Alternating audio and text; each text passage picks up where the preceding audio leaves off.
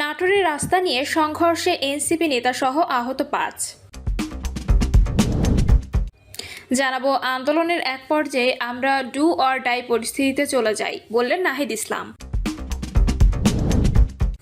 এদিকে বিএনপি নেতাকর্মীদের ঢাকা চট্টগ্রাম মহাসড়ক অবরোধ। এবং সর্বশেষ জানাবো, গর্ভবতী স্ত্রীকে হত্যার দায়ে ২৩ বছর পর স্বামীর মৃত্যুদণ্ড। শুনছিলেন সংবাদ শিরোনাম, এবারে বিস্তারিত। নাটোরের রাস্তা নিয়ে সংঘর্ষে এনসিপি নেতাসহ আহত ৫। নাটোরের রাস্তা মেরামতকে কেন্দ্র করে দুই পক্ষের সংঘর্ষে জাতীয় নাগরিক পার্টির উপজেলা যুগ্ম সমন্বয়কারী নুহ ইসলাম সহ ৫ জন আহত হয়েছেন। প্রত্যক্ষদর্শী স্থানীয় বাসিন্দাদের বরাত দিয়ে পুলিশ জানায়, কয়েকদিনের টানা বৃষ্টিতে এনসিপি নেতা নুহ ইসলামের বাড়ির সংলগ্ন কাঁচা রাস্তাটি চলাচলের অনুপযোগী হয়ে পড়ে। সকালে এই রাস্তাটিতে ইটের খোয়া ও বালি ফেলে মেরামতের কাজ শুরু করেন নুহ ইসলামরা। এক পর্যায়ে রাস্তাটির জায়গা নিজের দাবি করে মেরামতের কাজে বাধা দেন মুরাদ আলী। এ সময় উপস্থিত দুই পক্ষ বাগবিতণ্ডায় জড়িয়ে পড়ে। এক পর্যায়ে দুই পক্ষ লাঠি হাঁসুয়া নিয়ে সংঘর্ষে জড়িয়ে পড়ে। এতে উভয় পক্ষে ৬ জন আহত হন। প্রথমে তাদের বড়াইগ্রাম উপজেলা স্বাস্থ্য কমপ্লেক্সে ভর্তি করা হয়। সেখানে আহত মুরাদ আলীর শারীরিক অবস্থার অবনতি হলে তাকে রামেক হাসপাতালে রেফার করা হয়। বর্তমানে রামেক হাসপাতালে আশঙ্কাজনক অবস্থায় চিকিৎসাধীন রয়েছেন মুরাদ। এছাড়া আহত ৪ জনই বড়াইগ্রাম উপজেলা স্বাস্থ্য কমপ্লেক্সে চিকিৎসাধীন রয়েছেন। আন্দোলনের এক পর্যায়ে আমরা ডু অর ডাই পরিস্থিতিতে চলে যাই, বললেন নাহিদ ইসলাম। ২০২৪ সালের কোটা সংস্কার আন্দোলনকে ঘিরে গড়ে ওঠা শিক্ষার্থীদের প্ল্যাটফর্ম বৈষম্যবিরোধী ছাত্র আন্দোলনের মুখ্য সমন্বয়কের দায়িত্ব পালন করেন নাহিদ ইসলাম। তৎকালীন আওয়ামী লীগ সরকারের কঠোর নজরদারি ও শারীরিক ও মানসিক নির্যাতনের শিকার হওয়া সত্ত্বেও বৈষম্য মুক্তির আন্দোলন চালিয়ে যেতে অবিচল ছিলেন তিনি। নাহিদ ইসলাম বলেন, আন্দোলনের এক পর্যায়ে আমরা এমন সিদ্ধান্ত নিই যে হয় আমরা বেঁচে থাকবো, না হয় মরে যাব। বেঁচে থাকলে আমরা এই সরকারকে উৎখাত করব, আর নইলে আমাদের মৃত্যু হবে। আমরা এই ডু অর ডাই পরিস্থিতির মধ্যে চলে গিয়েছিলাম। ঢাকা বিশ্ববিদ্যালয়ের সমাজবিজ্ঞান বিভাগের শিক্ষার্থী নাহিদ ইসলাম কোটা সংস্কার আন্দোলনের মুখ্য সমন্বয়ক থেকে স্বৈরাচারী শেখ হাসিনা সরকারের পতন আন্দোলনে মুখপাত্রের ভূমিকা পালন করেন। গত বছরের ৩রা আগস্ট কেন্দ্রীয় শহীদ মিনারে শেখ হাসিনার পতনের জন্য এক দফা ঘোষণা করেন তিনি। সময়টি তার জন্য মোটেও সহজ ছিল না। গুম, নির্যাতন, নজরদারি, হুমকি আর চোখের সামনে হাজারো মানুষের মৃত্যু, অন্যদিকে স্বৈরাচারী সরকার থেকে মানুষের মুক্তি, এই দুইয়ের মধ্যে তাকে মানুষের মুক্তির জন্য আন্দোলন চালিয়ে যাওয়ার পথটি বেছে নিতে হয়েছিল। এক দফা ঘোষণার পর মাত্র 2 দিনও টিকতে পারেনি ক্ষমতাধর স্বৈরাচারী শেখ হাসিনা সরকার। ৩৬ দিনের আন্দোলনের ফলে এদেশের মানুষ স্বৈরাচার মুক্ত বাংলাদেশ পায়। বাংলাদেশের ইতিহাস সৃষ্টিকারী এ ছাত্রনেতা অন্তর্বর্তীকালীন সরকারের তথ্য সম্প্রচার এবং ডাক টেলিযোগাযোগ মন্ত্রণালয়ের সাবেক উপদেষ্টা ও বর্তমানে জাতীয় নাগরিক পার্টির আহ্বায়ক নাহিদ ইসলাম সম্প্রতি বাংলাদেশ সংবাদ সংস্থা এর প্রতিবেদক আলী সাদি ভুইয়াকে দেওয়া এক বিশেষ সাক্ষাৎকারে জুলাইয়ে ছাত্র জনতার গণঅভ্যুত্থান নিয়ে স্মৃতিচারণ করতে গিয়ে তিনি এসব কথা বলেন। তিনি বলেন, গত বছরের ৫ই জুন কোর্টের রায়ের পরে আমরা দেখলাম যে এটা শিক্ষার্থীদের ভেতরে তীব্র ক্ষোভ তৈরি করে। ২০১৮ সালে কোটা সংস্কার আন্দোলন হয়েছিল। তখন সবাই এর সংস্কার চেয়েছিল, বাতিল নয়। কিন্তু সরকার নিজে থেকে সকল কোটা বাতিল ঘোষণা করে।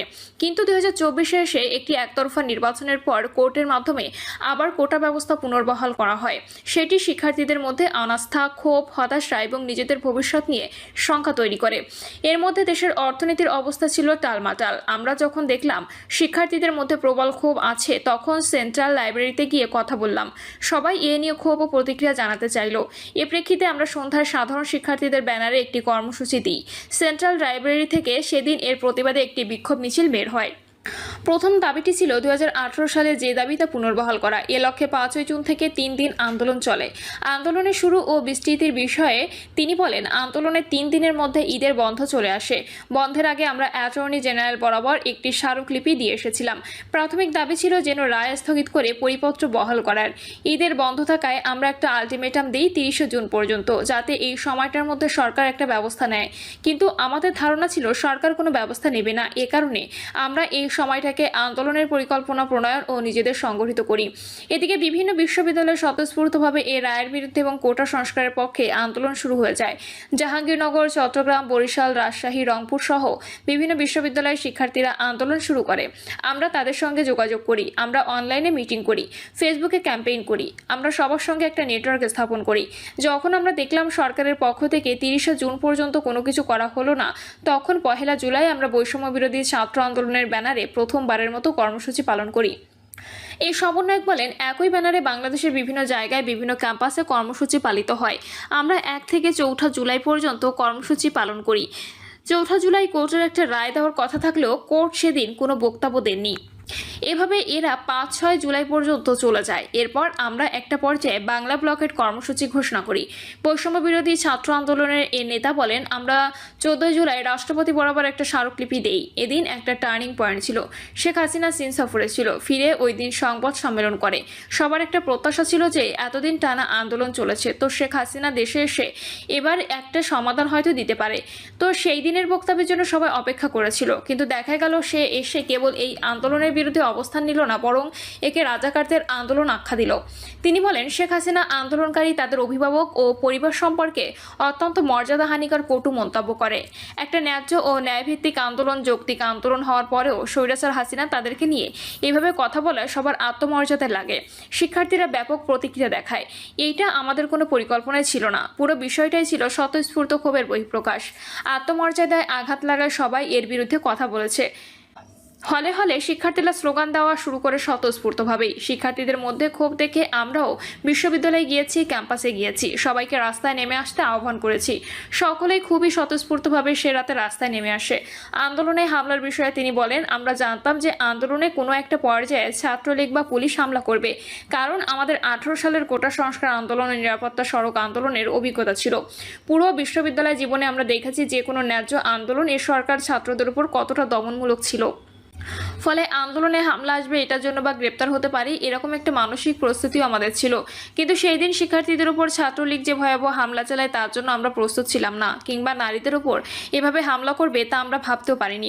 সবসময় আমরা দেখেছি যে নারীদের বিষয়ে, মেয়ে আন্দোলনকারীদের বিষয়ে কিছুটা সতর্ক থাকা হয়, কিন্তু এইবার আমরা দেখলাম যে নারীদেরকে প্রথম এবং প্রধান টার্গেটে পরিণত করা হলো। মেয়েরা ব্যাপক সংখ্যায় এই আন্দোলনের সম্মুখ সারিতে এবং ভ্যানগার্ড হিসেবে ছিল। বাংলাদেশের কোনো ছাত্র আন্দোলনে এর আগে এত নারী অংশগ্রহণ করেছে কিনা তা আমার জানা নেই। বিএনপি নেতাকর্মীদের ঢাকা চট্টগ্রাম মহাসড়ক অবরোধ। নারায়ণগঞ্জ মহানগর বিএনপির সাবেক যুগ্ম আহ্বায়ক ও বন্দর উপজেলার সাবেক চেয়ারম্যান আতাউর রহমান মুকুলকে মারধর ও লাঞ্ছিতের প্রতিবাদে ঢাকা চট্টগ্রাম মহাসড়ক অবরোধ করেছে বিএনপি নেতাকর্মীরা। প্রায় 1 ঘন্টা সড়ক অবরোধ করে রাখলে মহাসড়কের উভয় লেনে দীর্ঘ যানজট তৈরি হয়। খবর পেয়ে পুলিশ অপরাধীদের গ্রেপ্তার করার আশ্বাস দিলে বিকেল 5টার দিকে নেতাকর্মীরা অবরোধ তুলে নেন। মহানগর বিএনপি যুগ্ম আহ্বায়ক আব্দুস সবুর খান সেন্টো বলেন, আতাউর রহমান মুকুল বন্দরের 2 বারের চেয়ারম্যান। তার উপর যেভাবে হামলা করা হয়েছে তা অসভ্য সমাজের কাজ নয়, তা সভ্য সমাজের কাজ নয়।